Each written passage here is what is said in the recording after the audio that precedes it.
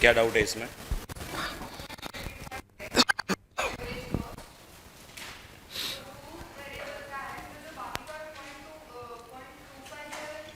Fixed. हाँ, एक minute, सब में सेम ही रहेगा। पहले मेरे को करंट लेवल का सेल्स बताओ, ये बताओ, यूनिट्स बताओ, सेल्स यूनिट। मतलब 4,20,000 डिवाइड बाई 3 करो, 1,40,000 यूनिट्स। तो 1,40,000 इंटू 0.25 करो, कितना होता है? 35,000। हाँ, तो 35,000 का फिक्स कॉस्ट है, वो सब में सेम रहेगा वो। हाँ, fix cost can not change unless question ask you to change. हाँ, और अगर तुमने अपने आप चेंज कर दिया तो अटेम्प्ट चेंज हो जाएगा। हाँ, सो इसके लिए जब तक क्वेश्चन नहीं बोल रहा तब तक उसको हाथ नहीं लगाना है।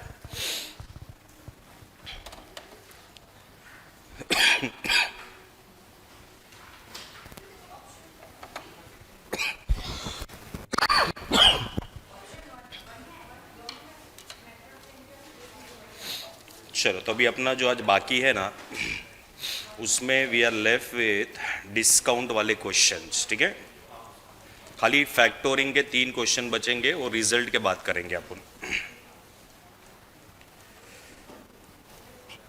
जो लास्ट क्वेश्चन नंबर 11 हुआ था, चेक करो जरा। बोलो।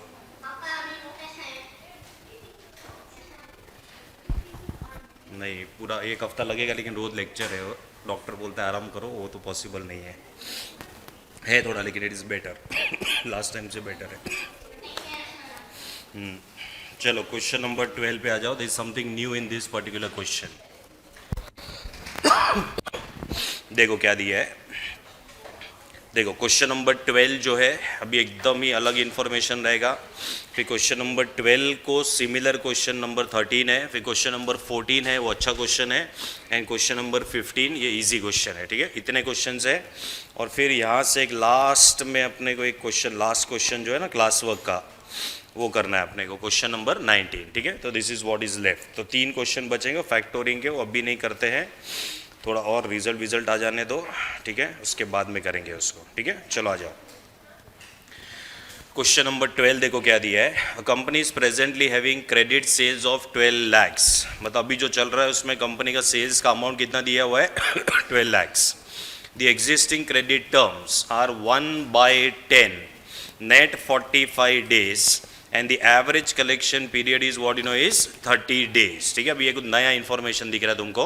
दे आर टेलिंग दैट कि कंपनी का जो क्रेडिट टर्म्स है, अभी तक तो अपने को डायरेक्टली डेज करके अपने को दे दिया रहता था, ये पहली बार ऐसा कुछ लिखा हुआ। It is 1/10, net 45, and average collection period is how many days? It is 30 days। ठीक है, so we have to understand कि ये क्या दिया है।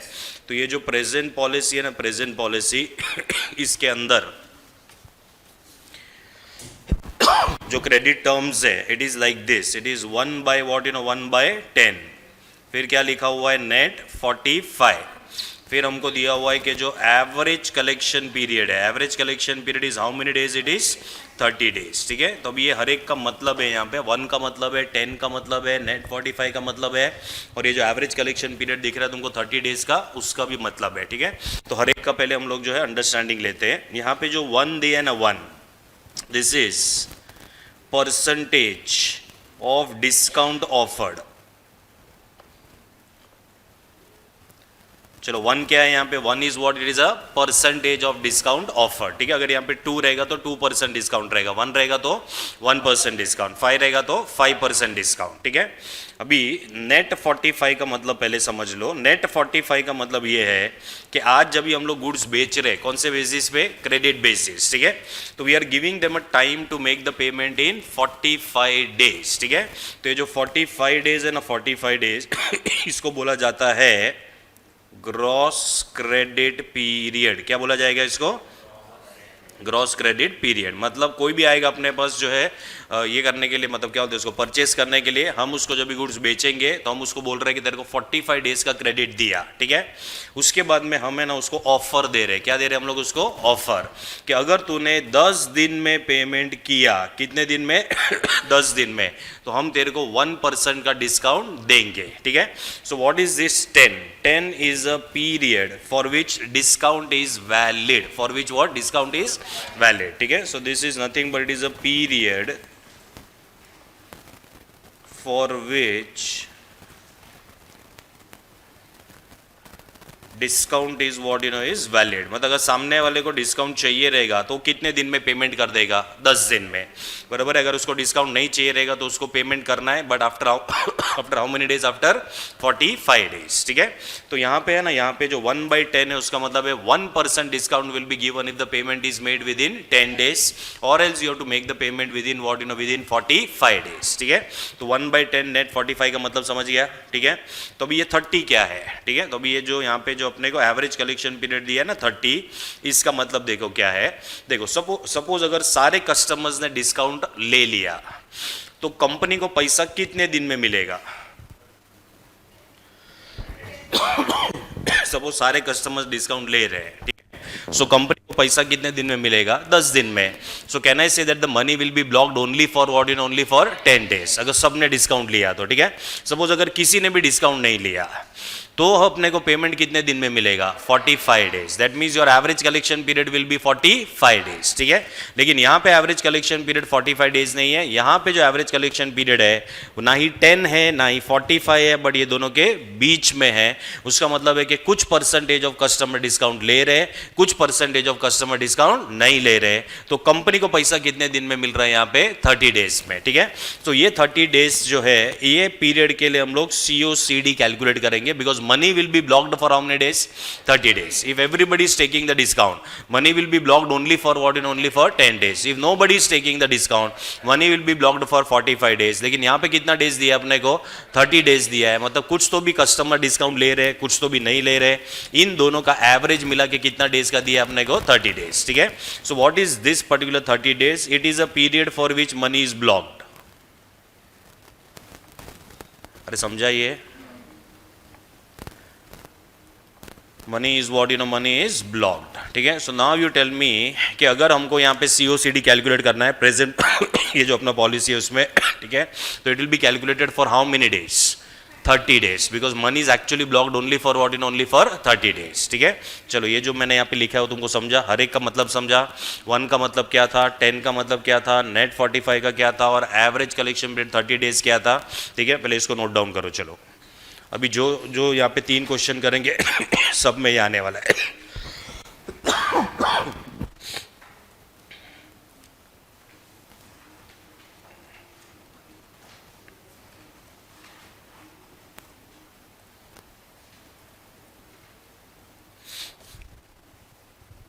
चलो हर एक का मतलब लिखना है तुमको, हाँ, हर एक का।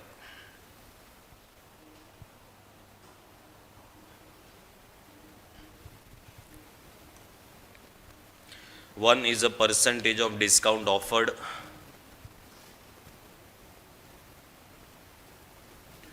10 is a period for which the discount is valid.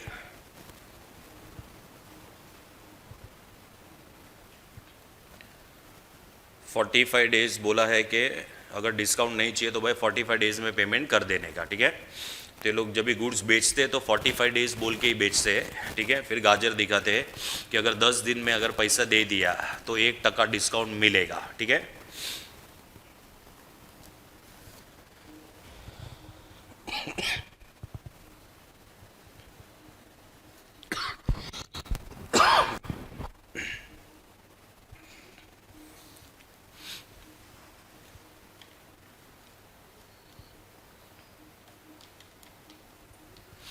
अभी सपोज ऑर्गेनाइजेशन को प्रेजेंट पॉलिसी से ऑप्शन नंबर 1 में जाना है, ठीक है। तो वो लोग परसेंटेज ऑफ डिस्काउंट भी चेंज कर सकते हैं, 10 को भी चेंज कर सकते हैं, 45 को भी चेंज कर सकते हैं, ठीक है। उसके हिसाब से एवरेज कलेक्शन पीरियड भी चेंज हो जाएगा।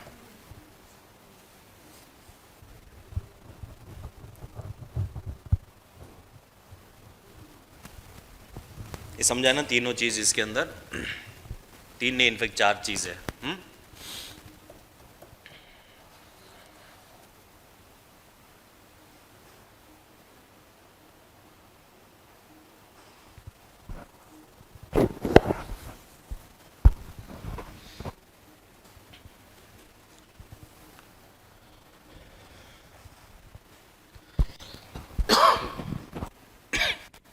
चलो आगे बढ़ू। नाउ सी हियर, हमने पहला 2 लाइन रीड किया है खाली, ठीक है। Then the current bad debt loss is 1.5%, ठीक है, अभी जो चल रहा है उसमें 1.5% का बैड डेट का लॉस है। In order to accelerate the collection process further as also to increase sales, the company is contemplating liberalisation of its existing credit terms to 2/10 net 45 days. मतलब मेरे को बताओ क्या चेंज किया है लोग ने, परसेंटेज ऑफ डिस्काउंट चेंज किया, ठीक है। अच्छा, ये 2/10 के जगह पे 2/15 भी कर सकते हैं और नेट 45 को भी चेंज कर सकते हैं, लेकिन ये तीन में से खाली एक ही चीज चेंज किया है, वो भी क्या चेंज किया उन्होंने, परसेंटेज ऑफ डिस्काउंट, ठीक है। It is expected that the sales are likely to increase by 1/3 of the existing sales, ठीक है। तो यहाँ पे जो अभी अपना सेल्स है ना वो 12 लाख का है, ठीक है। अगर ये लोग ऑप्शन नंबर 1 के लिए जाते हैं तो सेल्स विल इंक्रीज बाय 1/3, तो 12 लाख का 1/3 मतलब 4 लाख, ठीक है। तो नया सेल्स कितना हो जाएगा, 16 lakhs। Bad debts will increase to 2% of the sales and the average collection period to decline to 20 days, ठीक है। मतलब देखो, वापस अगर ये लोग ने ऑफर चेंज किया और अगर सबने डिस्काउंट लिया, ठीक है, that means your average collection period will be 10 days, ठीक है। अगर किसी ने डिस्काउंट नहीं लिया तो एवरेज कलेक्शन पीरियड 45 days रहेगा। अभी वापस ये 10 और 45 के बीच में है, मतलब वापस से कुछ मतलब यहाँ पे कुछ परसेंटेज ऑफ कस्टमर डिस्काउंट ले रहे, कुछ नहीं ले रहे, ठीक है। सो मेरे को बताओ ऑप्शन नंबर 1 में money will be blocked for how many days, 20 days। तो तुम्हारा प्रेजेंट प्लान में money is blocked for how many days, for 30 days। Option number 1 में it will be blocked for what, in for 20 days। तो सीओसीडी accordingly अपने को calculate करना पड़ेगा, ठीक है। The contribution to sales ratio of the company is 22%। चलो, अगर तुम्हारा कॉन्ट्रीब्यूशन जो 22% है, मतलब बाकी का 78% क्या रहेगा, वेरिएबल कॉस्ट, ठीक है। तो ये वेरिएबल कॉस्ट का इंफॉर्मेशन है। Opportunity cost of investment in receivables is 15% pre tax, ठीक है। पहला क्वेश्चन है जिसमें सीओसीडी का परसेंटेज बिफोर टैक्स दिया हुआ है, ठीक है। तो अभी अपने को देखना पड़ेगा कि इसमें टैक्स रेट है कि नहीं है। तो I can see the tax rate is what you know is 30%। मतलब यहाँ पे जब भी हम सीओसीडी कैलकुलेट करेंगे हम 15% के हिसाब से नहीं कर सकते, क्योंकि 15% is pre tax, right. But we will have to convert this pre tax into post tax, मतलब आफ्टर टैक्स, और फिर वो परसेंटेज अपने को अप्लाई करना पड़ेगा to calculate what you know, calculate the COCD, okay. 50% and 80% of the customers in terms of sales revenue are expected to avail the cash discount under the existing and the liberalization scheme respectively। चलो, क्या दिया ये,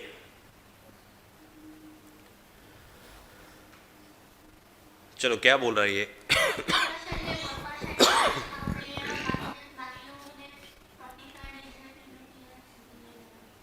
देखो, 50% and 80% of the customers in terms of sales revenue are expected to avail the cash discounts, ठीक है, under the existing and liberalization scheme। मतलब existing scheme में कितने परसेंटेज ऑफ कस्टमर डिस्काउंट ले रहे हैं, 50%। तो कितने नहीं लेते रहेंगे, 50%, ठीक है। ये लोग स्कीम चेंज कर रहे हैं, ठीक है। तो अभी 80% ऑफ द कस्टमर डिस्काउंट लेंगे तो 20% नहीं लेंगे, ठीक है। चलो, then should the company change its credit terms, ये क्वेश्चन है। Assume 360 days in a year, मतलब पूरा कैलकुलेशन कितने डेज के हिसाब से करना है, 360, ठीक है। चलो, अभी इसमें 2-3 चीज अपने को पहले सीखना पड़ेगा। पहले ये वाला पॉइंट एकदम क्लियर है, ठीक है। सपोज अगर ये क्वेश्चन के अंदर ये 30 डेज नहीं दिया रहेगा, ठीक है, तो हमें ये 30 डेज कैलकुलेट करने को आना चाहिए। You should know how to calculate this, what you know this 30 days, क्योंकि आगे क्वेश्चन में नहीं दिया रहेगा। So we should be knowing how to calculate this. मैं तुमको ये क्वेश्चन के अंदर तुमको करवा देता हूं सो दैट यू अंडरस्टैंड कि आगे अगर क्वेश्चन में नहीं आया तो सीओसीडी कितने डेज के लिए कैलकुलेट करना है, ठीक है। तो I am doing the second working is calculation of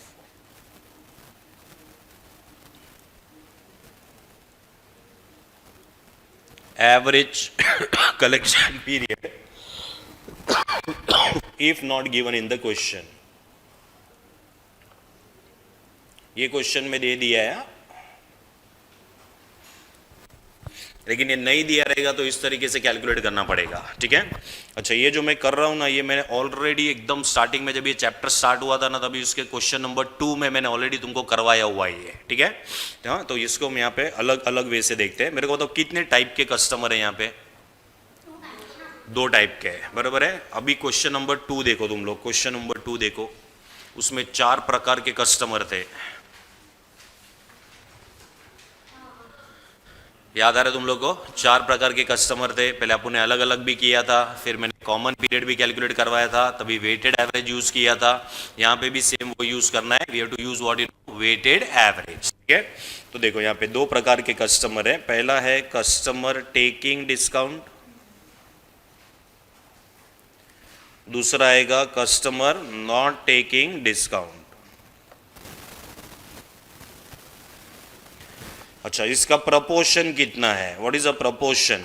तो 50% of the customer is taking discount, 50% of the customer is not taking discount. ठीक है, अभी इनको हम पहले वेट्स में कन्वर्ट करेंगे। ठीक है, तो इनका वेट्स आएगा 0.5, इसका आएगा 0.5। ठीक है, अच्छा ये कैसे डाला समझा तुम लोग को?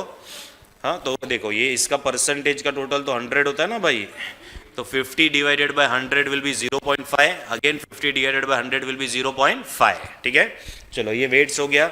उसके बाद में यहाँ पे आएगा डेज। जो लोग यहाँ पे डिस्काउंट ले रहे हैं, ठीक है, उन लोग कितने दिन में पेमेंट करेंगे? 10 दिन में। ठीक है, जो लोग नहीं ले रहे they will make the payment in 45 days. ठीक है, now to calculate the weighted average you have to take days multiplied by what you know, by weights. ठीक है, तो 0.5 into 10 will give you what you know, will give you 5, and 45 into 0.5 this will give you 22.5।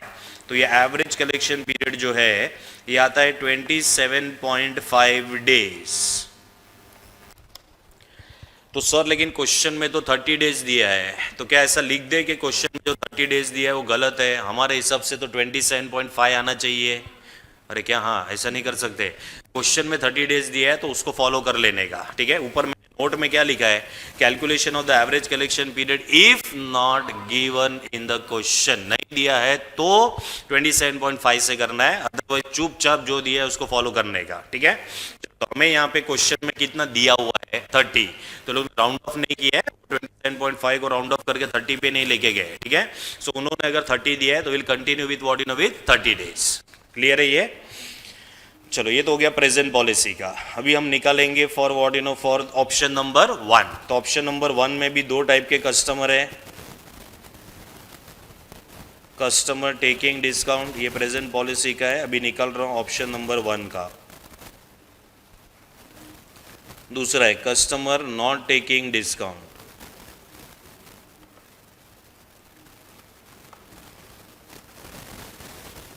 चलो policy change किया तो कितने customer अभी discount लेने के लिए रेडी है? 80% है अभी, 80%।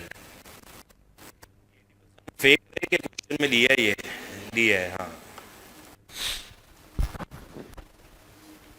तो इनका वेट्स क्या हो जाएगा? Weights, so this will be 0.8, this will be 0.2। ठीक है, तो ये आएगा टोटल 1। इसके टोटल का जरूरत नहीं है। आएगा यहाँ पे डेज। जो लोग डिस्काउंट ले रहे हैं वो लोग 10 दिन में पेमेंट करेंगे, जो 45 डेज में पेमेंट करेंगे। तो इसका वेटेड एवरेज आएगा days into weights, so this will be 8 and this will be 9।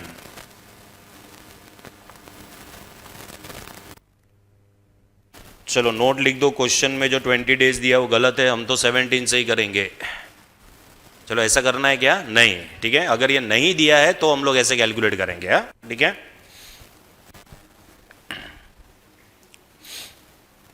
चलो ये समझा सब लोग को? Everybody understood this? ठीक है, so we are going to calculate COC days का। ठीक है,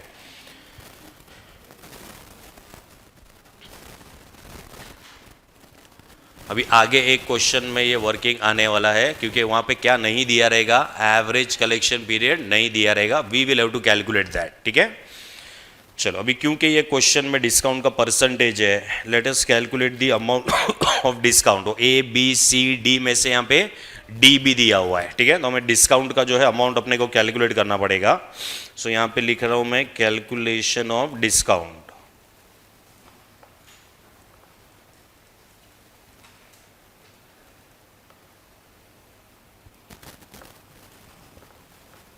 चलो प्रेजेंट पॉलिसी में डिस्काउंट का अमाउंट कैसे कैलकुलेट करना है वो। ठीक है, what is the amount of sales we are having in the present policy? 12 lakhs। तो 12 लाख का सेल है, कितना परसेंटेज ऑफ कस्टमर डिस्काउंट ले रहा है? 50%, ठीक है। तो इधर आएगा into 50%, and what is a percentage of discount? 1%, so into आएगा 1%।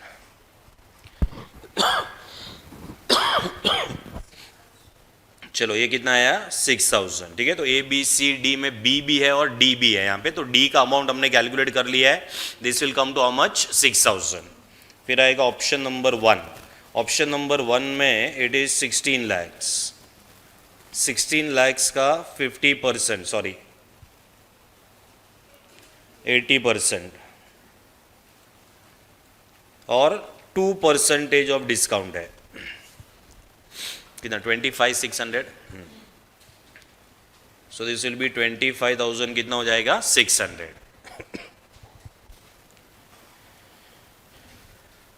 चलो, अंडरस्टूड दिस। और एक पॉइंट है इसमें, सीओसीडी वाला पॉइंट, ठीक है।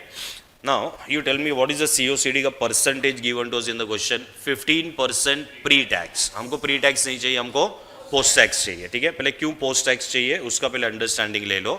देखो, सपोज तुम्हारे पास 10 लाख रुपया है, तुमने ये अमाउंट एफडी में डाला। You understand what is FD?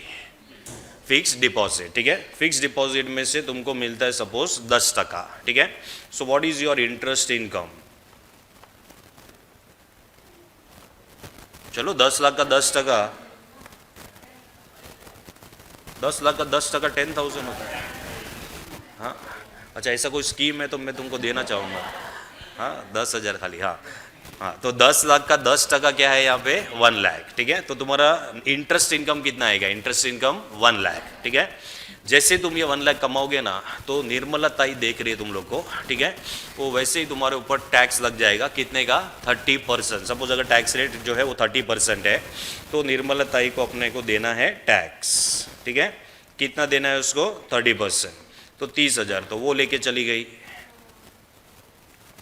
तो बचा कितना तुम्हारे पास? 70,000। This is your final income. This is what, this is your final income, ठीक है। अभी मुझे बताओ, तुमने ये 10 लाख रुपया इन्वेस्ट करके 1 लाख कमाया है कि 1 लाख से कम कमाया है? कम कमाया है, ठीक है। 1 लाख के ऊपर तुमने 10% कमाया है कि 10% से भी कम होएगा? कम होएगा। Your actual earnings is only how much? In only 70,000. So you have earned 70,000 by investing what? You know, investing 10 lakhs. This comes to only 7%. It comes to only what? 7%, ठीक है। Now understand, for your understanding, ये जो 10% है ना, ये pre tax rate है। क्या है ये? Pre tax rate. ये तुम्हारा प्री टैक्स अर्निंग्स है। क्या ये तुम्हारा? प्री टैक्स अर्निंग, ठीक है। लेकिन जो तुमने एक्चुअली कमाया है वो ये है 7%। ये 7% को हम लोग बोलते हैं पोस्ट टैक्स रेट। क्या बोलेंगे इसको? पोस्ट टैक्स रेट, ठीक है। अभी ये 10% से 7% कैसे कैलकुलेट करना है? ये तो कैलकुलेटर का काम है, बहुत इजी है। तो तुमको कैलकुलेटर पे लेना है 10 माइनस 30%। परसेंटेज का बटन होता है, उसको प्रेस करना है, ठीक है। सो 10 minus 30% will give you what? 7, right. So what is 7? 7 is a post tax rate, ठीक है। अभी मुझे बताओ, ये सेम चीज अगर ये क्वेश्चन में अप्लाई करना है, what is a pre tax rate? We have 15%, ठीक है। हमें प्री टैक्स में इंटरेस्ट है, पोस्ट टैक्स में पोस्ट टैक्स, ठीक है। सो 15 माइनस क्या करना पड़ेगा? 30%। तो जो रेट आएगा वो रेट के हिसाब से सीओसीडी का कैलकुलेशन होएगा, ठीक है। कितना आ रहा है? 10.50%, ठीक है। So you will calculate the COCD at the rate of 15% और 10.50%। 10.50, because your real earning is not 15%, your real earning is only 10.5%। चलो, क्लियर है ये? हाँ, ये कॉपी करना है कि समझ गए? करना है तो कर लो, चलो।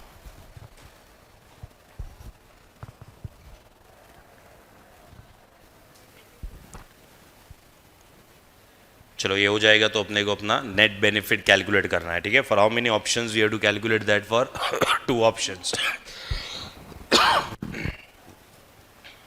हो गया ना? हो गया ना? Write down. चलो, evaluation of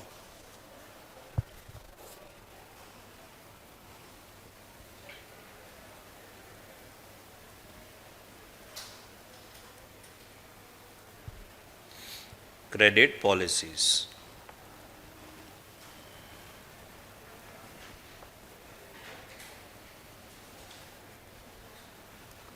particulars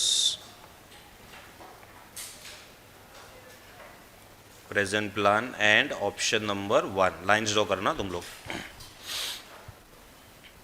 particulars present plan and option number 1।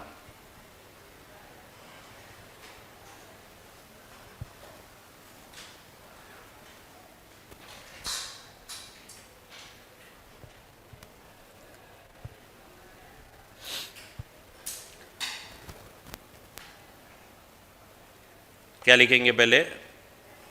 Credit period. What is the credit period in the present policy? 10 days, 45 days के 30 डेज? 30 डेज, ठीक है, तो ये तुम्हारा 30 डेज होगा।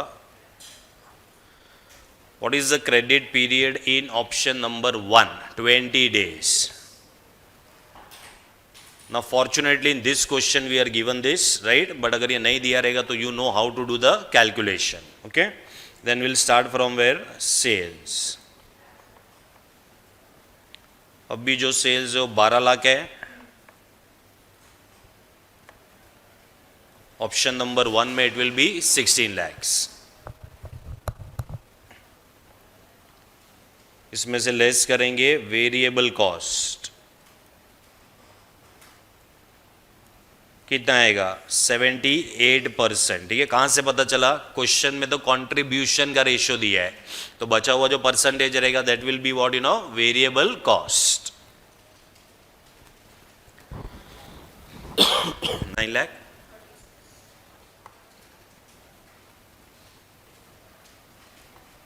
चलो ये है 9,36,000।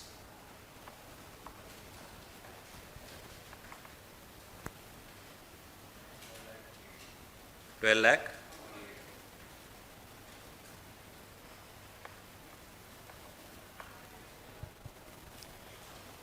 ये दोनों को माइनस करेंगे तो क्या मिल जाएगा? कंट्रीब्यूशन।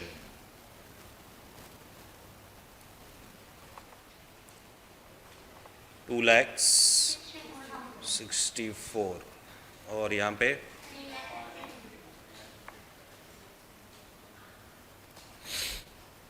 कोई फिक्स कॉस्ट नहीं है क्वेश्चन के अंदर। ठीक है, सो ये कंट्रीब्यूशन क्या है तुम्हारा? Gross profit. इसमें से क्या माइनस होएगा? Bad debts. चेक करो, तुम्हारा करंट बैड डेट का लॉस है ना 1.5% है। ठीक है, और बाद में 1.5 से कितना हो जाएगा? 2%। ठीक है, तो अभी 1.5% 12 लाख का 18,000 आएगा, एंड 16 lakhs का 2% इज 32,000।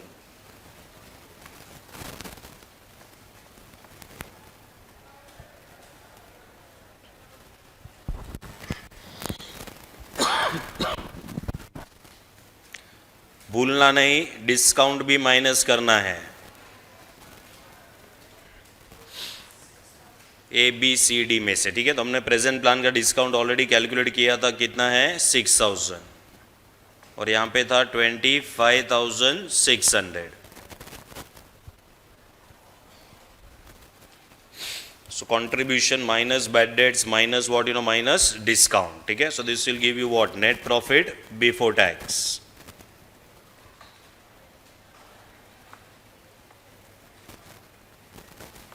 So this is 2,40,000.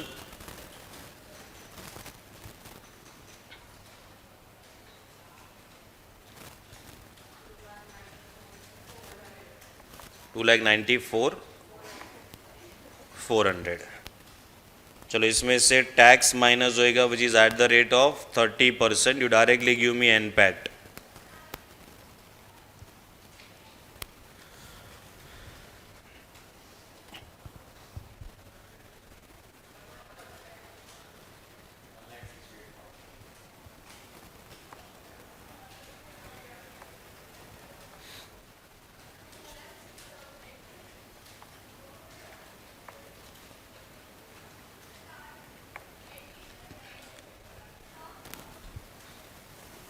$880,080।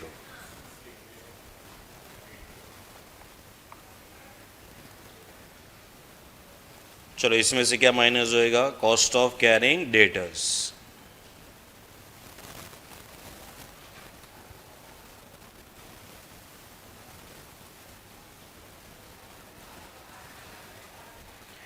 चलो कॉस्ट ऑफ कैरिंग डेटर्स में पहले प्रेजेंट पॉलिसी का,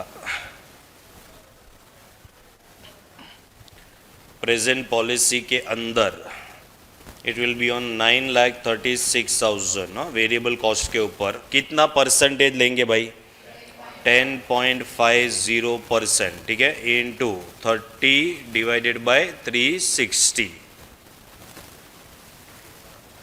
सो यहाँ पे आएगा eight the rate of 10.50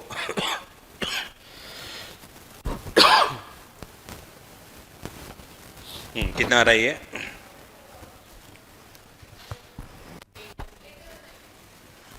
$90।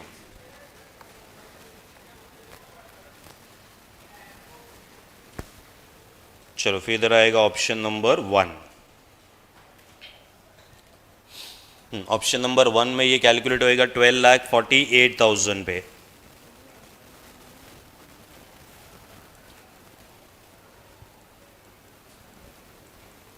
%10.50 into 20/360,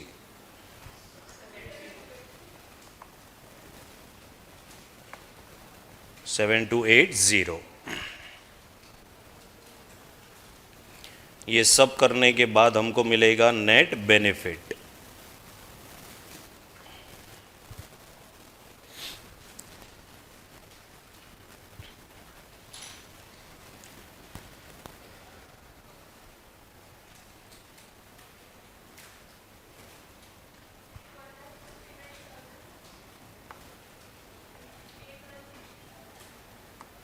$159,810 और यहाँ पे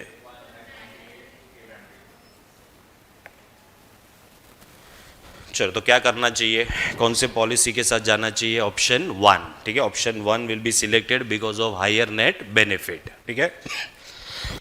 कंक्लूजन लिखने का, हाँ,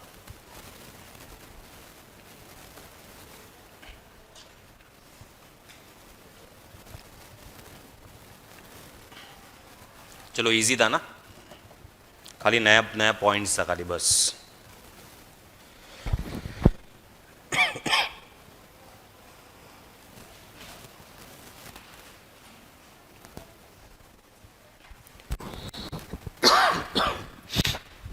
चलो क्वेश्चन नंबर 13 में भी वही है, 14 थोड़ा सा अलग है लेकिन है वही उसके अंदर, ठीक है। देखो क्या दिया है क्वेश्चन 13 में, the present credit terms of P company are 1/10 net 30। चलो क्या दिया है ये, 1 is what, percentage of discount, 10 is what,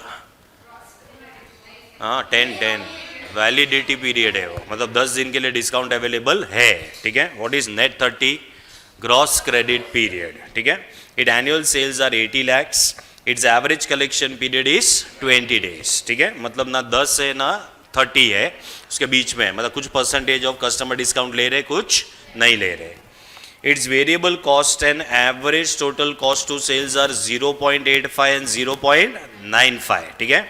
मतलब 0.85 का मतलब होता है 85%, कितना परसेंट होता है ये, 85%, और जो टोटल कॉस्ट है ना वो 95% है। तो इनके बीच में जो 10% है ना वो फिक्स कॉस्ट है, क्या है वो, फिक्स कॉस्ट, ठीक है। तो अभी क्या, अगर हम लोग ये पॉलिसी से दूसरे पॉलिसी में जाएंगे तो फिक्स कॉस्ट को चेंज करेंगे कि सेम रहने देंगे, सेम रहेगा वो, ठीक है। Okay, then the cost of capital is 10%, मतलब COCD कैलकुलेट करने का रेट दिया हुआ है, okay. The proportion of sales on which customer currently take discount is 0.5, यहाँ पे ऑलरेडी वेट्स में कन्वर्ट करके दे दिया है, ठीक है। तो 0.5 मतलब 50% होता है, तो कितने परसेंटेज ऑफ कस्टमर अभी डिस्काउंट ले रहे हैं, 50%, तो कितने नहीं ले रहे हैं, 50%, ठीक है। Then P company is considering relaxing its discount terms to 2/10 net 30, तो क्या चेंज कर रहे हैं लोग, परसेंटेज ऑफ डिस्काउंट खाली चेंज किया है, वो जो वैलिडिटी पीरियड है वो सेम है, ग्रॉस क्रेडिट पीरियड भी क्या है, सेम है, ठीक है। Then such relaxation is expected to increase the sales by 5 lakh, ठीक है। तो अभी सेल्स 80 है, 85 हो जाएगा। Reduce the average collection period to 14 days, ठीक है। तो अभी 20 days है और 20 का 14 हो जाएगा, ठीक है। And increase the proportion of the discount sales to 0.8, मतलब 80% कस्टमर डिस्काउंट लेंगे और 20% नहीं लेंगे, ठीक है। What will be the effect of relaxing the discount policy on the company's profit is a question. Take a year as what in a year as a 360 days. ठीक है, अभी देखो ये क्वेश्चन में वो एवरेज कलेक्शन पीरियड का calculation हम लोग नहीं करेंगे, क्योंकि जो दिया है उसको हम लोग क्या करेंगे, एक्सेप्ट कर लेंगे. ठीक है, चलो तो डायरेक्टली ई वैल्यूएशन से स्टार्ट करेंगे.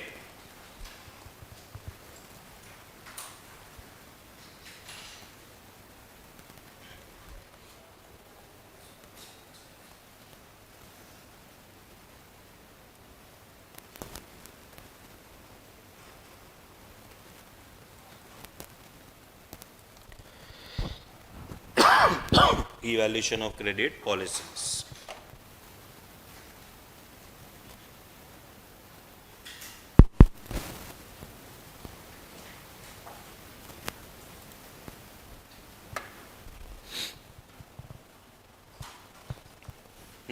पर्टिकुलर्स, एक तो प्रेजेंट पॉलिसी है,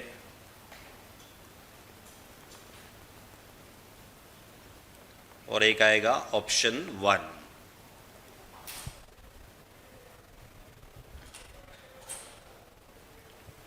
कहां से स्टार्ट करूं बोलो?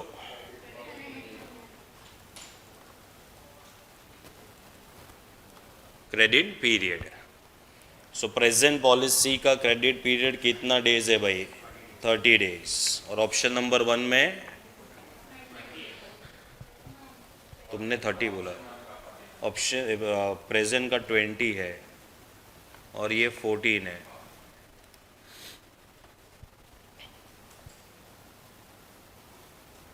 Sales 80 lakhs,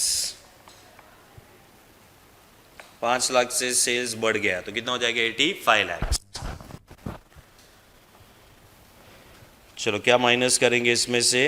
variable cost. Variable cost का परसेंटेज 85% है. सो 80 lakhs का 85%.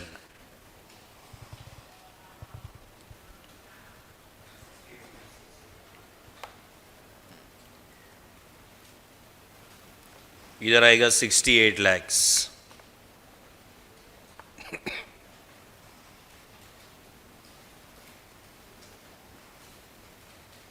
ऑप्शन 1 में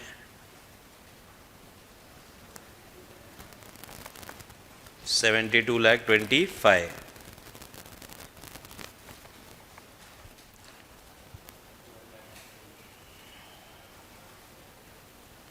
तो आएगा कंट्रीब्यूशन. यहाँ पे कंट्रीब्यूशन 12 लाख है,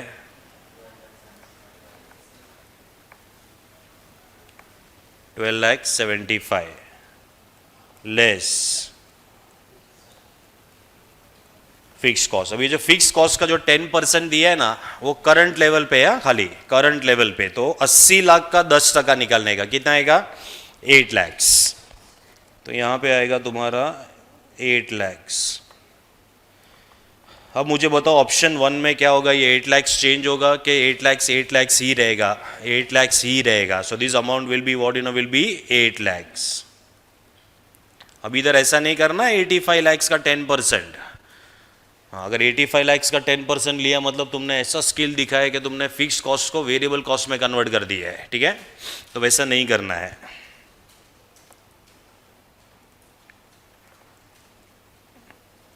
So this will give you gross profit 4 lakhs and 4,75,000.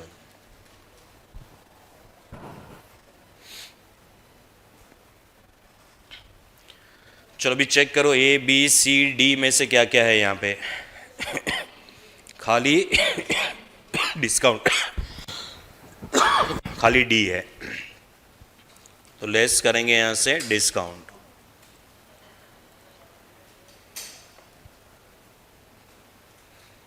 देखो प्रेजेंट पॉलिसी में 80 lakhs का जो अमाउंट है उसका 0.5 मतलब 50% लोग डिस्काउंट ले रहे हैं.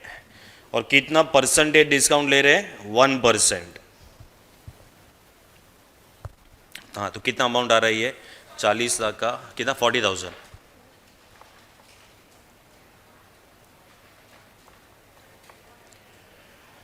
यहाँ पे आएगा 85 लैक्स के ऊपर, सो 85 लैक्स का 0.8 इंटू 2%,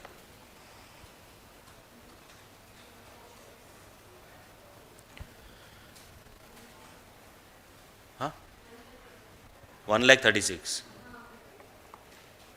तो डर डर के क्यों बोल रही है? रॉन्ग रहेगा तो केस नहीं हो जाएगा तेरे पे।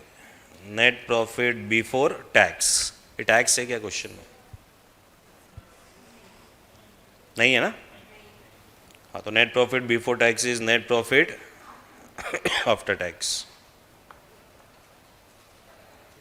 3,60,000,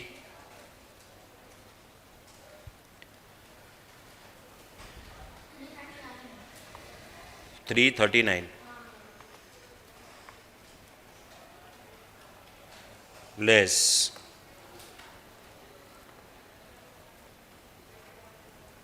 cost of carrying debtors,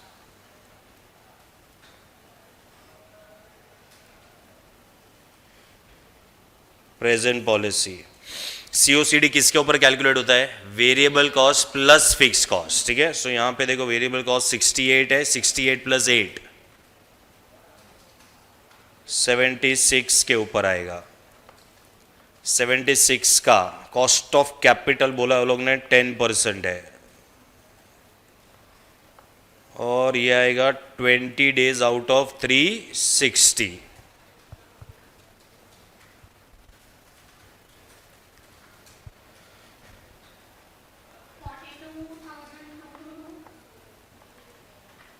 $42,222। फिर ऑप्शन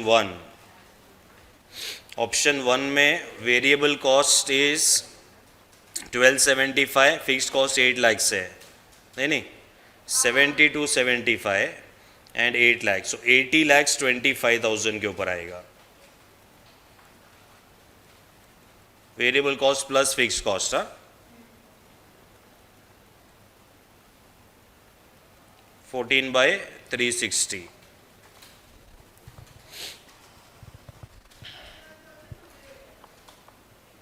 $208, सो 31,208, ठीक है। चलो इसको माइनस करो, नेट बेनिफिट, क्वेश्चन खत्म।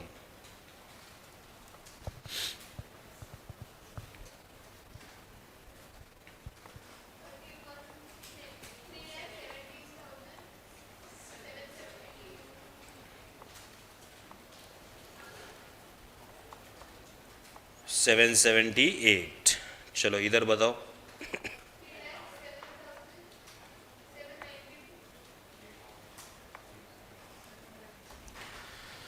हाँ, तो क्या करना चाहिए इसमें? पॉलिसी चेंज करना चाहिए कि नहीं करना चाहिए? नहीं, ठीक है। So will continue with the present policy because of higher net benefit.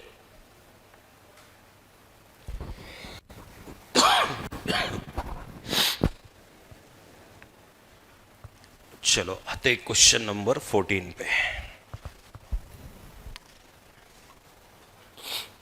ये क्वेश्चन में एवरेज कलेक्शन पीरियड नहीं दिया है, we will have to calculate the average collection period, ठीक है। तो कैसे करने का वो तुम लोग ने देखा ना, दो टाइप के कस्टमर हो जाएंगे। कौन से होते हैं? एक जो डिस्काउंट ले रहा है, दूसरा जो डिस्काउंट नहीं ले रहा है, ठीक है। इनका एवरेज अपने को कैलकुलेट करना पड़ेगा, ठीक है। चलो, trust limited has the following cost structure at the activity level of 60,000 units, ठीक है। मतलब ये लोग अभी फिलहाल जो है 60,000 यूनिट्स का मैन्युफैक्चरिंग कर रहे हैं, ठीक है। Selling price per unit is 40 rupees, variable cost per unit is how much? 24, ठीक है। तो 16 रुपए का कॉन्ट्रीब्यूशन है। Then fix cost per annum up to 70,000 units, मतलब जो यहाँ पे 70,000 यूनिट्स है ना, तब तक फिक्स कॉस्ट है ना वो 4,60,000 रहेगा, ठीक है। अच्छा, अभी का क्या लेवल ऑफ एक्टिविटी चल रहा है? 60,000। तो सपोज आगे जाके 60 का 70 हुआ ठीक है, तो फिक्स कॉस्ट चेंज नहीं होगा क्योंकि 70,000 यूनिट्स तक fix cost is going to remain same, ठीक है। फिर बोला है फॉर एवरी 10,000 यूनिट्स और part thereof increase beyond 70,000 units, fix cost will increase by how much? 20,000, ठीक है। तो देखो क्या होगा मालूम है, यहां पे सपोज अगर हम लोग अभी तो 60,000 यूनिट्स पे है, तो 60,000 यूनिट्स के टाइम पे फिक्स्ड कॉस्ट कितना है 4,60,000। सपोज अभी हम 70,000 यूनिट्स पे जाएंगे तो भी 4,60,000 ही फिक्स्ड कॉस्ट रहेगा। लेकिन सपोज अभी हम लोग 80,000 पे चले गए तो fix cost will increase bye 20,000। ठीक है, नया फिक्स कॉस्ट कितना होएगा 4,80,000। ठीक है, सपोज अभी हम 90,000 पे चले गए तो ये कितना हो जाएगा 5 लाख। ठीक है, सपोज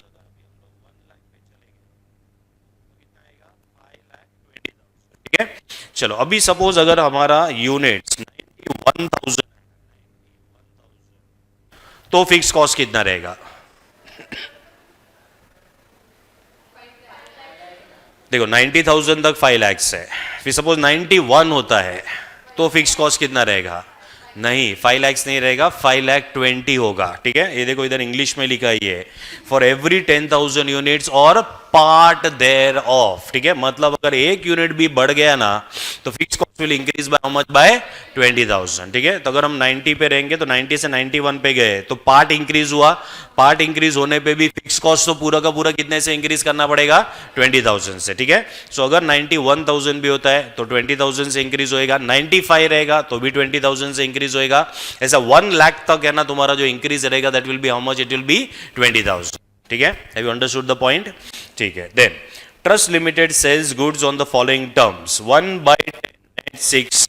चलो अभी इसका इंटरप्रिटेशन बताओ पहले। 1% discount will be given if the payment is made in 10 days or else you have to make the payment in 60 days. ठीक है, an analysis of the past payment patterns of the customer revealed that on an average 10% of the customers in value except the discount offer। मतलब अभी क्या मतलब अभी जो भी चल रहा है उसमें कितने परसेंटेज ऑफ कस्टमर डिस्काउंट ले रहे हैं 10%, कितने नहीं ले रहे 90%। ठीक है, इनका कुछ एवरेज निकाल के दिया नहीं है, we will have to calculate the what, you know, calculate the average. Okay, then in order to expedite the collection and increase the sales it is proposed that the terms of sales should be modified to 2/10 net 90। चलो क्या क्या change कर दिया बताओ जरा। तो discount का percentage, validity change नहीं किया है, लेकिन ग्रॉस ये जो है क्या बोलते हैं इसको, क्रेडिट पीरियड, उसको चेंज कर दिया है। ठीक है, पहले 60 डेज का था, अभी 90 है। The sales manager is of the opinion that the revised terms will increase the sales by 40%। ठीक है, तो ये जो तुम्हारा 60,000 यूनिट्स है ना ये बढ़ जाएगा 40% से, तो अगर 60,000 के ऊपर 40% ऐड करेंगे तो 84,000 यूनिट्स हो जाएगा। कितना यूनिट्स हो जाएगा 84,000। ठीक है, अभी अगर 84,000 यूनिट्स हो जाएगा तो मुझे बताओ फिक्स्ड कॉस्ट कितना रहेगा, इधर आ जाएगा 84,000 आ जाएगा 84। ठीक है, तो 80,000 तक कितना है 4,80,000। ठीक है, सपोज 80,000 एंड 1 यूनिट हो गया तो 20,000 से इंक्रीज करना है। ठीक है, मतलब यहाँ पे 84,000 के टाइम पे फिक्स कॉस्ट कितना आएगा 5 लाख। ठीक है, मतलब अभी जो चल रहा है प्रेजेंट पॉलिसी उसमें 60,000 है। ठीक है, लेकिन ऑप्शन नंबर 1 में कितना हो जाएगा 84, that means your fix cost has to be how much 5 lakh. ये समझाइए। ठीक है, चलो फिर the sales manager is of the opinion that the revised terms will increase the sales by 40% and 30% of the customers in value will accept the discount offer। ठीक है, मतलब मेरे को बताओ अभी कितने परसेंटेज ऑफ कस्टमर अभी डिस्काउंट लेने का चालू करेंगे 30, तो कितने नहीं लेंगे 70%। ठीक है, चलो then it is also believed that an increase in the credit period will cause the default percentage, what is default percentage, bad debts, to increase from existing 1% to 2.5%। ठीक है, तो अभी का bad debt is 1%, 2.5 हो जाएगा। The credit administration cost, ठीक है, तो ये क्वेश्चन के अंदर ए है, बी है और डी है। ठीक है, तीनों है। ठीक है, the credit administration cost not included in the fix cost above will increase from 25,000 to 40,000। तो अभी का एडमिन कॉस्ट कितना है 25, जैसे हम लोग पॉलिसी चेंज करेंगे 40,000 हो जाएगा। Evaluate the financial viability of the change in credit terms. ठीक है, फाइनेंशियल वायबिलिटी का मतलब होता है नेट बेनिफिट कैलकुलेट करके फाइंड आउट करो। ठीक है, the cost of capital is to be considered is at the rate of 12%। COCD calculate करने का रेट है, राइट। चलो मेरे को बताओ यहाँ पे क्या पूरे क्वेश्चन में क्या नहीं था। एवरेज कलेक्शन पीरियड नहीं था, ठीक है. So is it new for you और we know how to do the calculation? We know how to do the calculation. तो पहले जो है क्वेश्चन स्टार्ट करने से पहले वर्किंग करना पड़ेगा to calculate the average what collection period, ठीक है. अगर ये नोट डाउन करना है तो ये भी कर लो. This was about the fixed cost.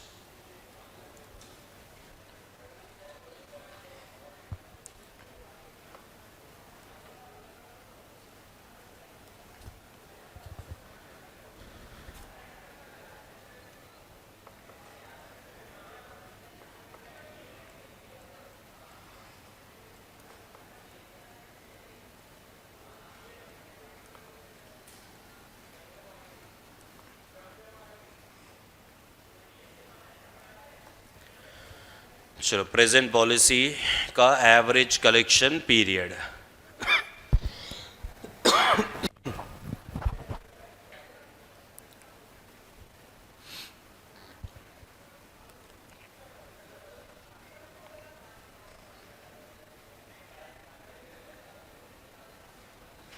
चलो ये कैलकुलेट करके दे, मतलब कैलकुलेट करके दोगे ये? हेलो, हाँ, मालूम है ना कैसा पैटर्न यूज करना है? Customer taking discount, not taking discount, proportion, weights, days, days into weights, ऐसा करके निकाल के दो.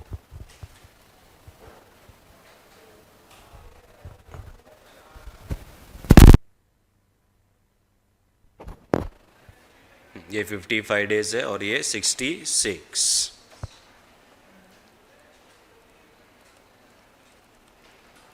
प्रेजेंट पॉलिसी में सेल्स यूनिट 60,000 है, ऑप्शन 1 में 84,000.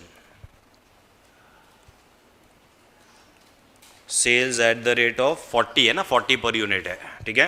तो 60,000 इंटू 40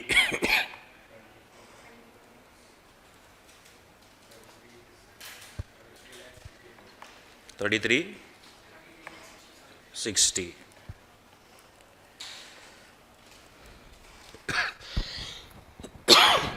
चलो, variable cost at the rate of 24. कितना इधर? 14, 40.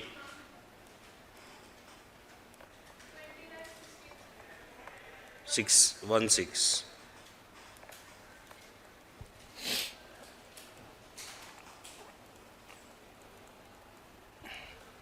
चलो, इधर कंट्रीब्यूशन आएगा 9,60,000.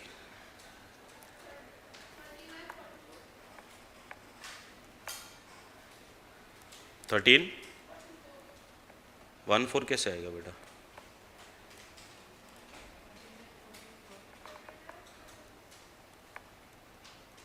44. 3360 माइनस 2016 ना.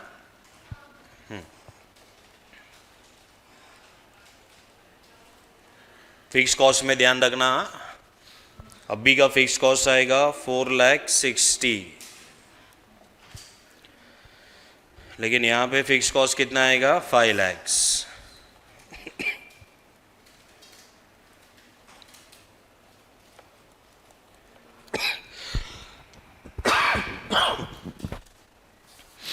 चलो, ये कितना है? 5 लाख.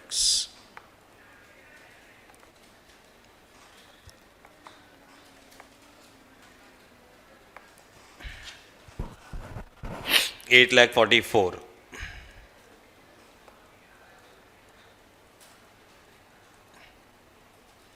चलो, admin cost, bad debts, discount. हाँ, 3 चीज़ है इसमें. अभी एडमिन कॉस्ट तो दिया ही है ना क्वेश्चन के अंदर. कितना दिया है?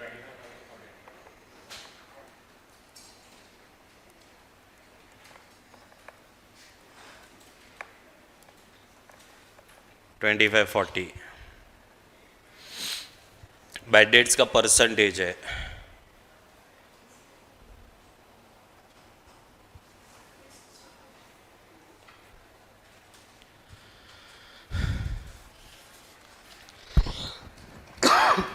कितना परसेंट है अभी का?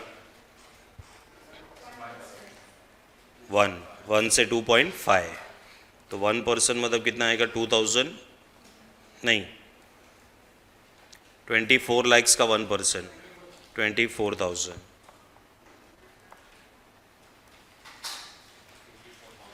80,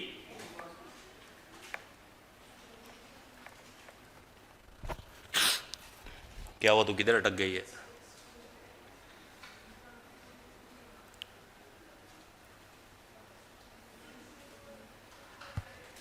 चलो डिस्काउंट का अमाउंट कैलकुलेट करना पड़ेगा। अभी कितने परसेंटेज ऑफ कस्टमर डिस्काउंट ले रहे हैं? 10% है, ठीक है। तो सेल्स का फिगर से स्टार्ट करने का, तो देखो यहाँ पे 24 लैक्स इंटू 10% इंटू 1%, 2,400। और यहाँ पे सेल्स कितना है? 33,60,000। सो 33,60,000 का 30% लोग ले रहे हैं ना? कितना परसेंट? 2%।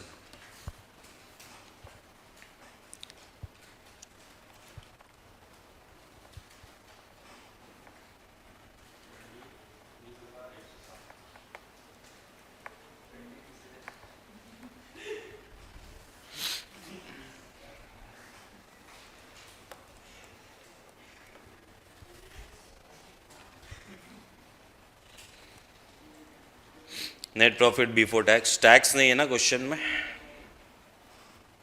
तो यही नेट प्रॉफिट आफ्टर टैक्स है।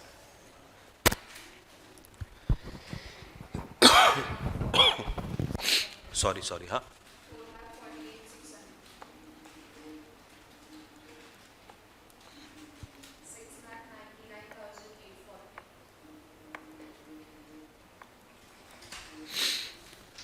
$448,600, $699,840। इसमें से क्या माइनस करेंगे? COCD, cost of carrying debtors, पूरा लिखना तुम लोग। प्रेजेंट प्लान में COCD will be calculated on variable cost plus fix cost, ठीक है। तो 14 और 4 18, 18 एंड 1 19, तो 19 लाख्स के ऊपर कैलकुलेट होएगा। What is the percentage of COCD? 12%। यहाँ पे कितना डेज के लिए है? 55। क्या 360 डेज ऐसा कुछ बोला गया है तुमको? नहीं, तो 365।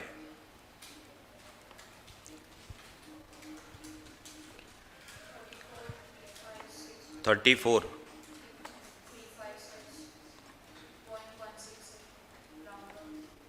356, 356 के बाद 0.5 आ रहा है, तो 1 रुपया बढ़ाने का, नहीं तो नहीं बढ़ाने का। ऑप्शन 1 का बोलो, variable cost plus fix cost 25,16,000।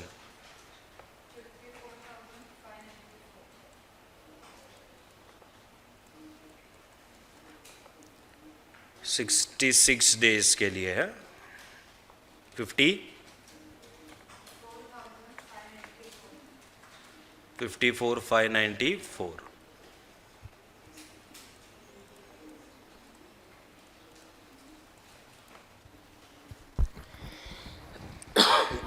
चलो नेट बेनिफिट,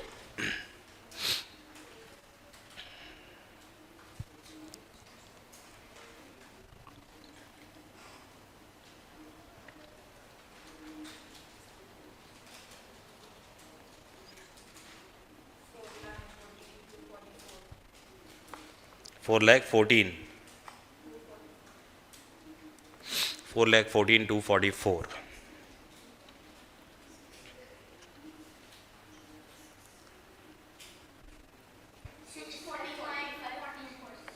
645,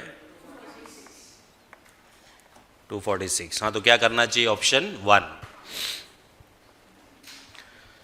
हाँ, सो द पॉलिसी क्या, जैसे क्वेश्चन पूछा रहेगा वैसे आंसर करने का। Evaluate the financial viability of the change in the credit terms. So it is viable to change the credit terms because of higher net benefit.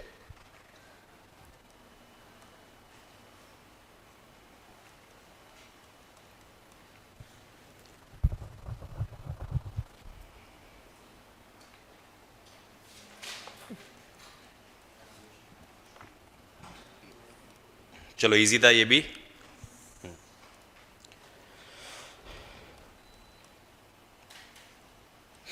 चलो एकदम छोटा सा क्वेश्चन है, ये भी इजी है।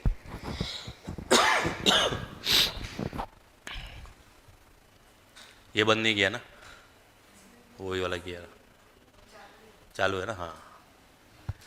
चलो क्वेश्चन नंबर 15 में देखो क्या दिया है। A company has sales of 25 lakhs, ठीक है, तो सेल्स का अपने को वैल्यू दिया है। Average collection period is 50 days. Bad debt का लॉसेज आर 5% ऑफ सेल्स, ये सब कुछ अभी करंट का इंफॉर्मेशन है। And the collection expenses are 25,000, ठीक है, तो यहाँ पे सी दिया हुआ है। The cost of funds is 15%, COCD calculate करने का रेट है ये, ओके।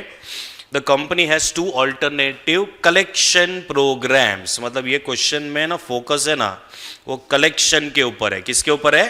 कलेक्शन, ठीक है।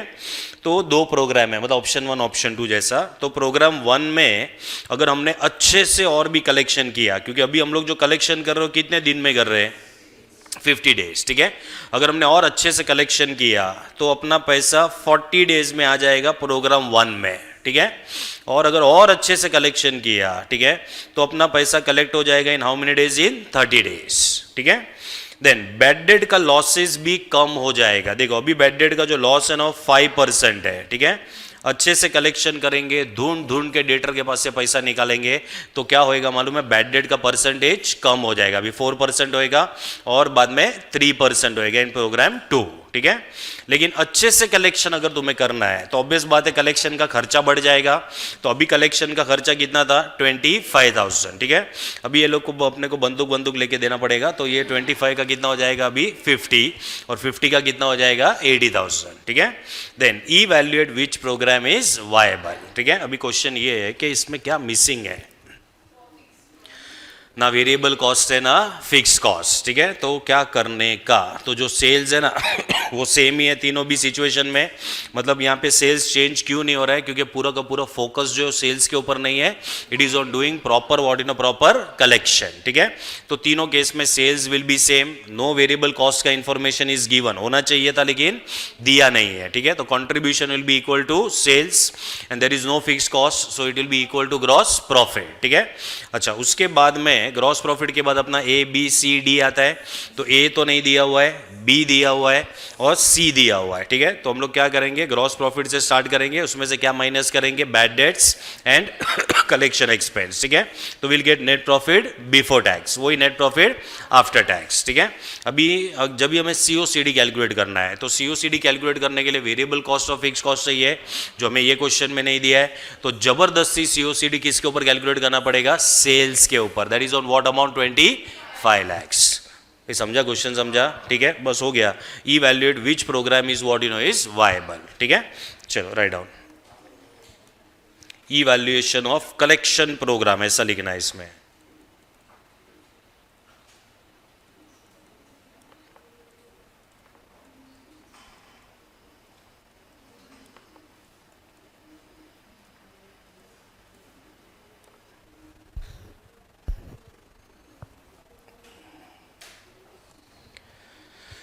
चलो, evaluation of collection programme.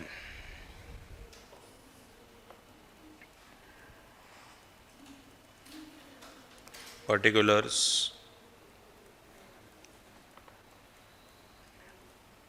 Present policy, program 1, program 2।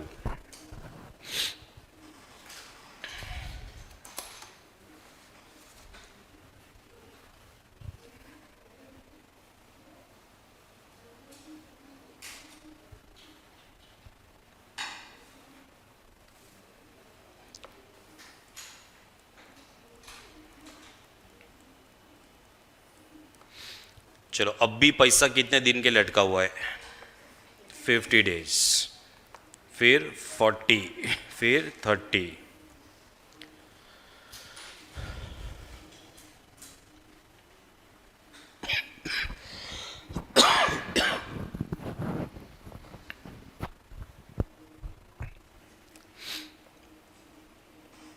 Sales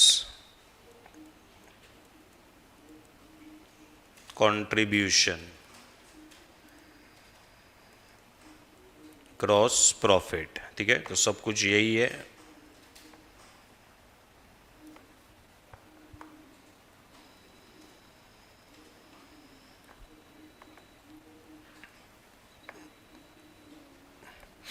चलो 25 25 25 लेस बैड डेट्स। अभी बैड डेट्स कितना परसेंट है 5, ठीक है, फिर 5 का कितना हो जाएगा 4 और फिर कितना हो जाएगा 3, तो यहाँ पे आएगा 1,25,000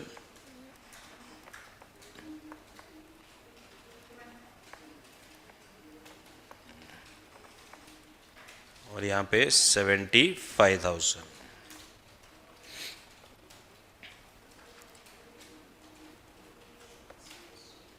चलो इधर है कलेक्शन एक्सपेंसेस। तुमको समझा ना कलेक्शन एक्सपेंस क्यों बढ़ रहा है यहाँ पे, क्योंकि ये कलेक्शन प्रोग्राम ही है, ठीक है, तो ये लोग कलेक्शन के ऊपर ज़्यादा फोकस कर रहे हैं। अभी कितना है 25,000 है, कितना हो जाएगा 50 and 80।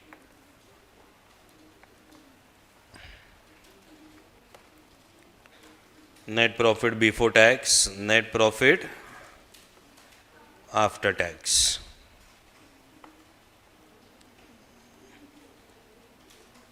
$2350, इधर भी 2350, 2345।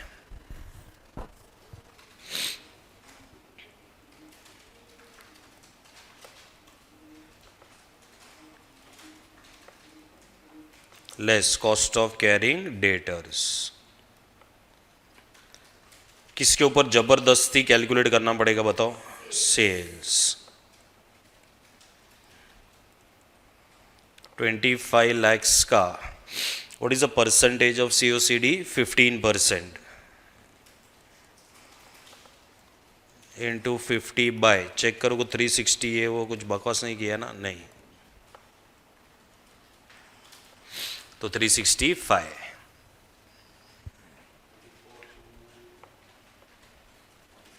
सॉरी 20 34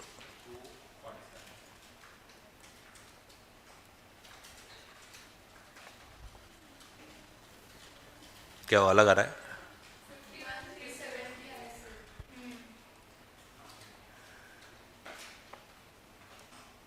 51,370।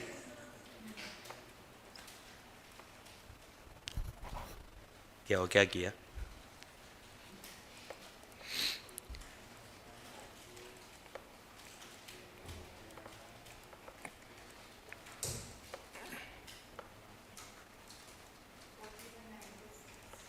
फोर,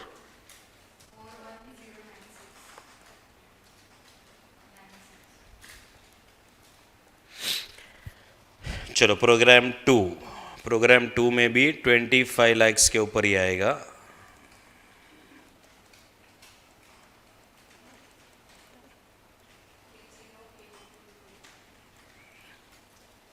$30,000,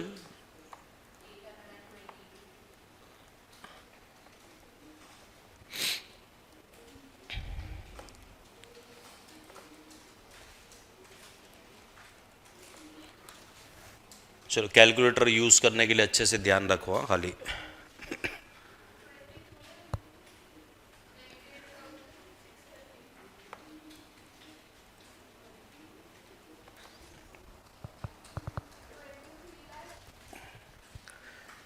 $23 lakhs,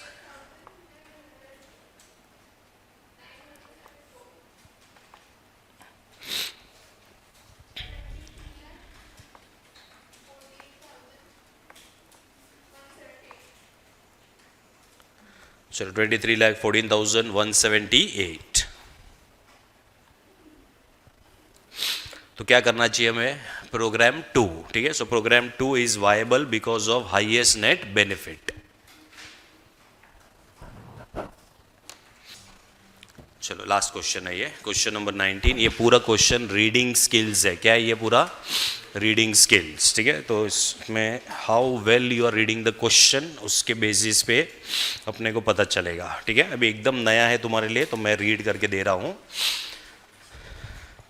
हाँ, अभी जो बीच के 3 क्वेश्चन बचे वो फैक्टोरिंग के हैं, ठीक है, वो अपन रिजल्ट के बात करेंगे।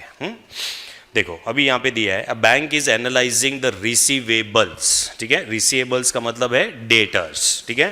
अ bank is analysing the receivables of Jackson company, मिला मिला, हाँ। Bank is analysing the receivables of Jackson company in order to identify acceptable collateral for a short term loan. The company's credit policy is 2/10 net 30। कोई नहीं है, नहीं है कोई online, हाँ, मतलब वो बंद हो गया अपने आप, मतलब कुछ जरूरत नहीं, कोई है नहीं तो कुछ जरूरत नहीं। हाँ हाँ, the bank lends 80% on accounts where customers are not currently overdue and where the average payment period does not exceed 10 days past the net period. A schedule of Jackson's receivable has been prepared. How much will the bank lend on the pledge of receivables? If the bank uses a 10% allowance for cash discount and returns, फिर एक अपने को table बना के दिया हुआ है, ठीक है, जिसके अंदर account amount, days outstanding in days, average payment period historically, ठीक है। अभी तुमको ये पूरे क्वेश्चन में अभी तक यही समझा रहेगा कि कंपनी का नाम जैक्सन कंपनी है, ठीक है, उसके अलावा और कुछ भी नहीं समझा रहेगा। करना क्या है वो भी तुमको नहीं समझा रहेगा, ठीक है। So we have to first understand के करना क्या है, ठीक है।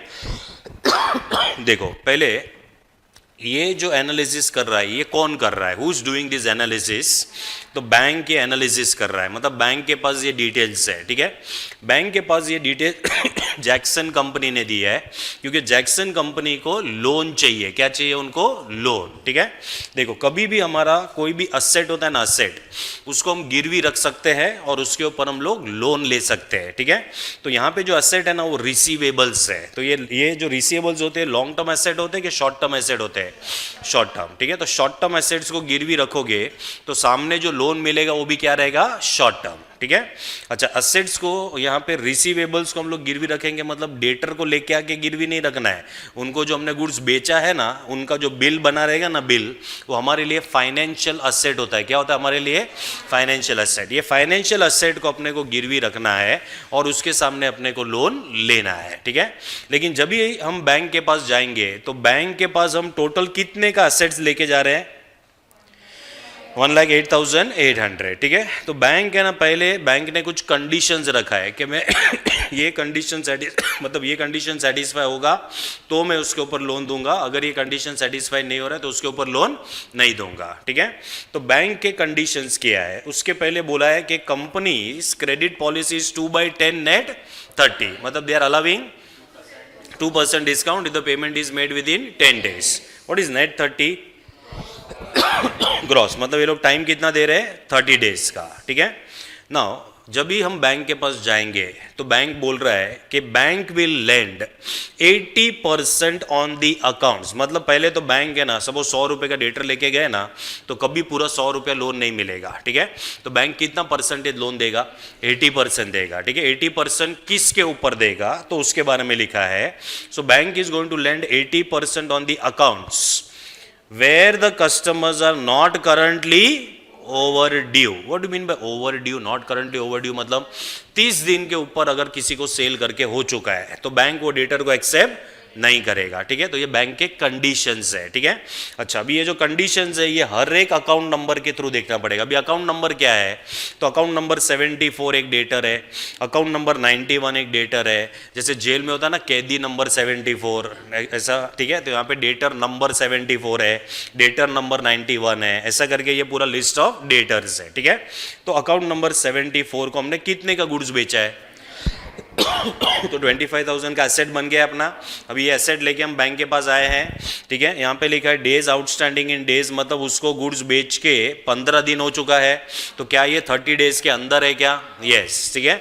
तो जो अकाउंट नंबर 74 है उसका कंडीशन नंबर 1 सेटिस्फाई हो रहा है, ठीक है। चलो यहाँ तक समझा ये?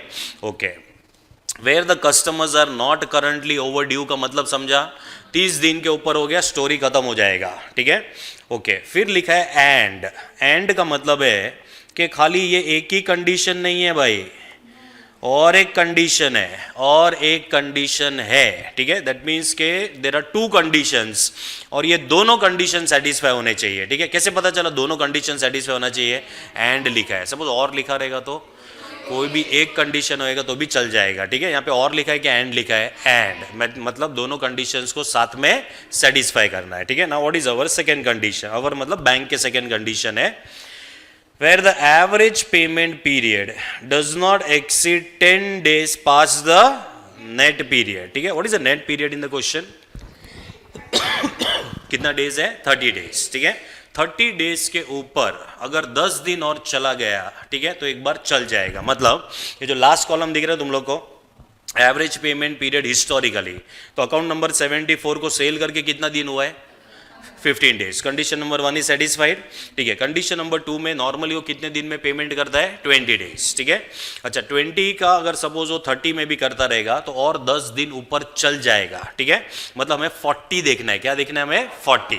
तो क्या ये 20 40 के अंदर है क्या? यस, ठीक है। That means account number 74 and account number 74, उसका 25,000 जो है उसका पहला कंडीशन और दूसरा कंडीशन ये दोनों सेटिस्फाई हो रहा है, ठीक है। तो क्या बैंक अकाउंट नंबर 74 को एक्सेप्ट कर लेगा एज अ सिक्योरिटी? यस, ठीक है। तो अकाउंट नंबर 74 का स्टोरी समझा। ऐसा हर एक का अपने को ये जो है यहाँ पे फाइंड आउट करना है कि बैंक इसको एक्सेप्ट करेगा कि नहीं, ठीक है।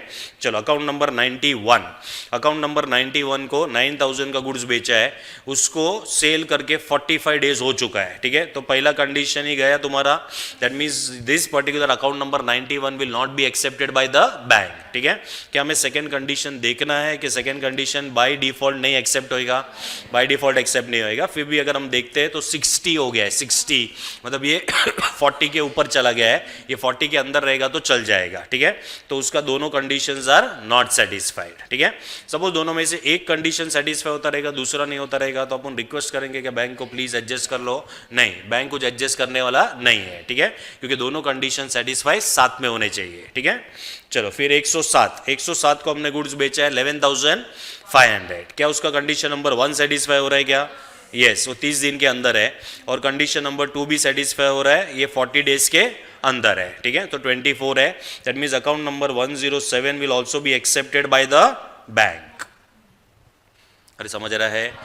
ठीक है। Then account number 108, account number 108 का condition number 1 is satisfied, condition number 2 is also satisfied, ठीक है।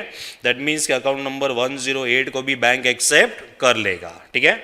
चलो फिर आता है account number 114, account number 114 condition number 1 is not satisfied, ठीक है, क्योंकि सेल करके 50 दिन हो चुका है उसको, ठीक है। तो 30 के तो ऊपर चला गया, और यहाँ पे 45 है, ठीक है, 45 ये भी 40 के ऊपर चला गया है, ठीक है।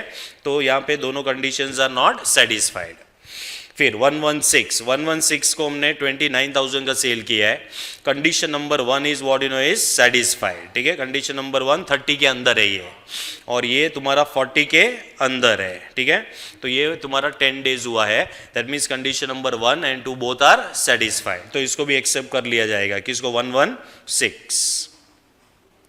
अरे समझ में आ रहा है ये? चलो 123 में 14,000 का सेल किया है उसको, कंडीशन नंबर 1 सेटिस्फाई हो रहा है, लेकिन कंडीशन नंबर 2 सेटिस्फाई नहीं हो रहा है, ये 40 डेज के ऊपर चला गया है, ठीक है। दैट मीन्स कि तुम्हारा कंडीशन नंबर 2 सेटिस्फाई नहीं है, तो बैंक इसको एक्सेप्ट नहीं करेगा, ठीक है। तो बैंक कौन से अकाउंट नंबर को एक्सेप्ट करेगा भाई? 74, 107, 108, 116, ठीक है। अच्छा, इसके ऊपर जो भी अमाउंट है, इसका जो भी टोटल आएगा उसका पूरा का पूरा लोन नहीं मिलेगा, पहले 80% मिलेगा, ठीक है।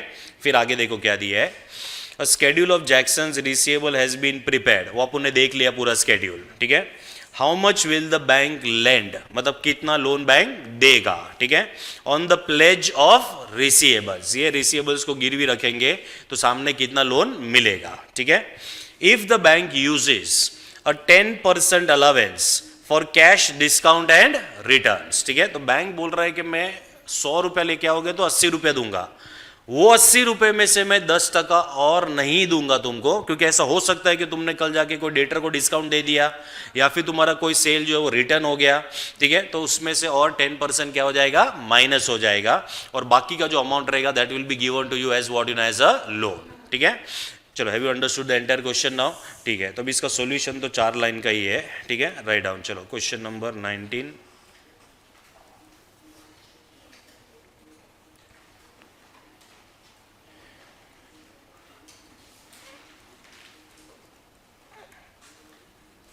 Calculation of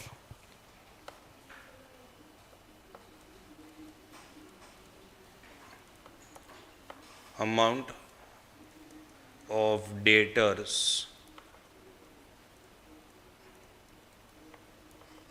accepted by the bank।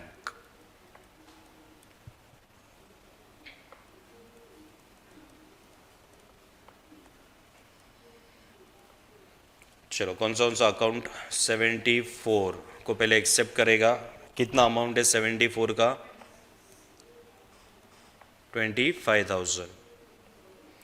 फिर 107 का है 11,500। फिर 108 का है 2,300। फिर है 116 का 29,000।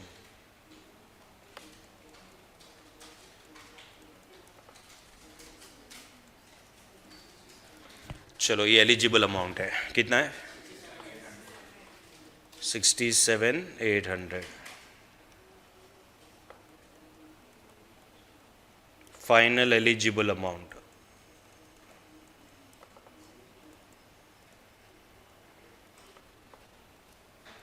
67,800 का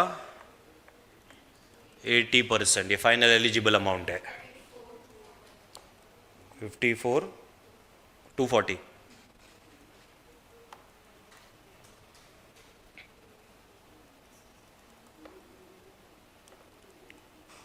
फाइनल लोन अमाउंट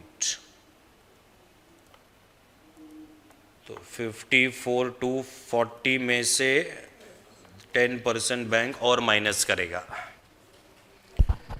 48,816। चलो, ये आंसर है ये क्वेश्चन का, 48,816। मतलब तुम कितना 1,08,800 का डेटर्स लेके जाओगे और कितने का लोन लेके आओगे? खाली 48,816। हाँ, ये इसका सॉल्यूशन है, मॉड्यूल का क्वेश्चन है ये।